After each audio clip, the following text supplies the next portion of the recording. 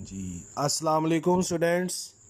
The knowledge school Quaid campus, subject biology, class 10th, chapter number 2, homeostasis, lecture number 8। बेटा last lecture में हमने discuss किया था chapter number 2 जो था homeostasis.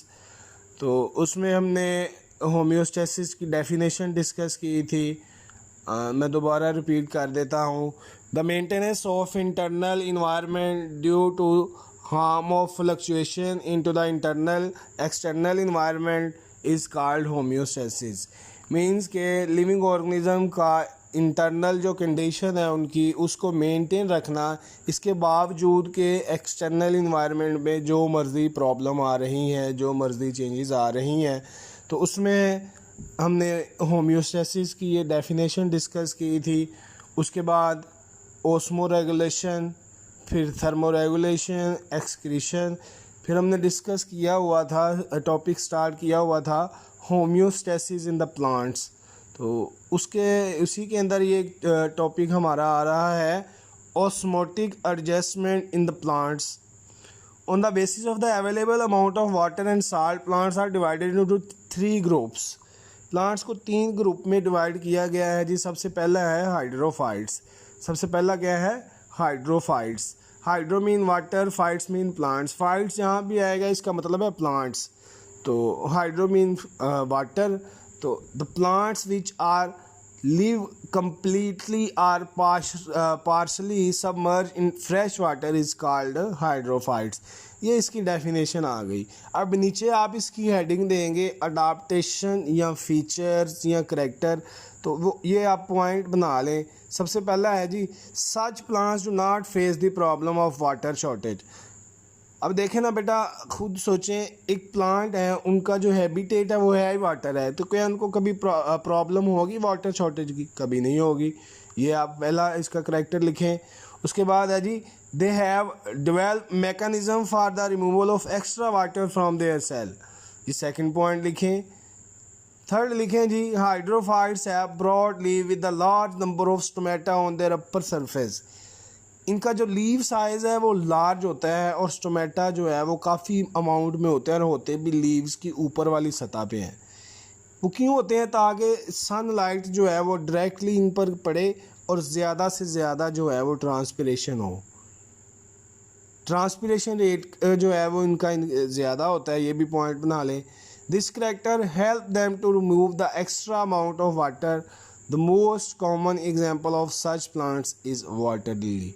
The most common example of such plant is water lily। ये MCQs में भी आ सकता है। What is the example of hydrophytes? बहुत ही important ये बोर्ड के लिहाज से शॉर्ट क्वेश्चन भी हैं और लॉन्ग क्वेश्चन में भी आ सकता है। सेकंड है जी, जीरोफाइट्स।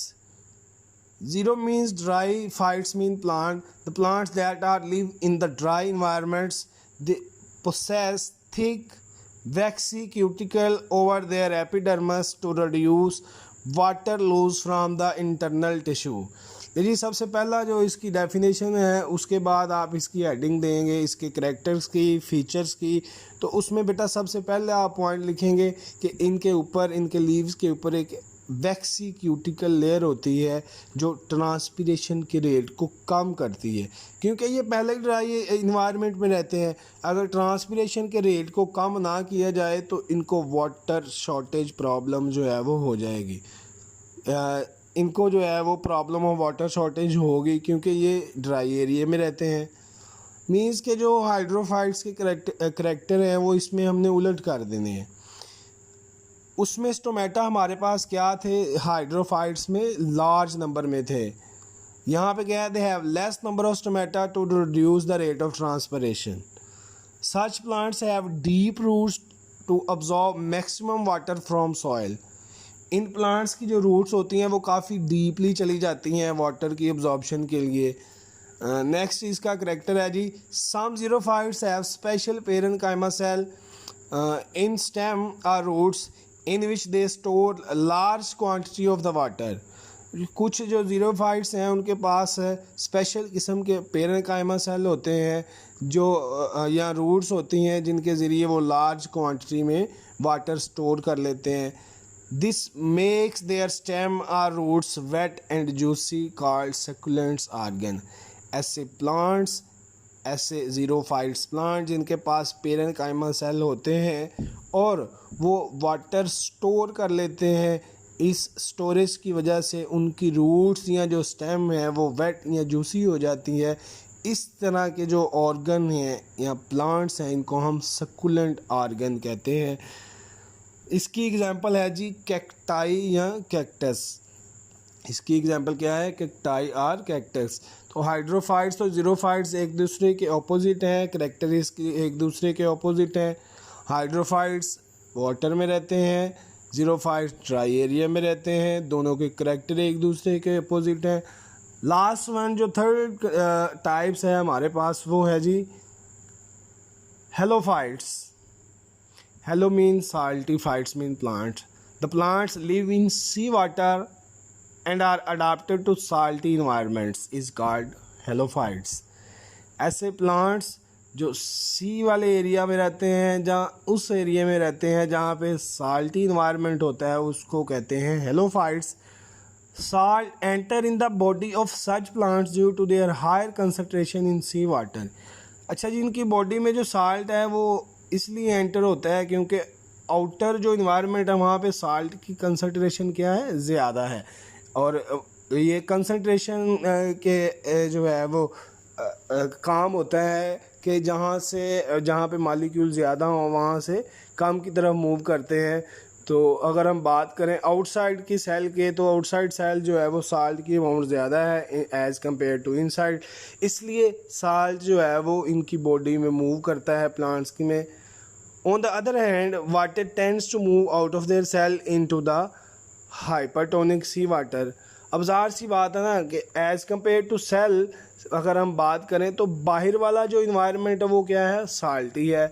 तो अंदर जो है वो वाटर ज़्यादा है, तो पानी जो है वो बाहर जाने की कोशिश करेगा.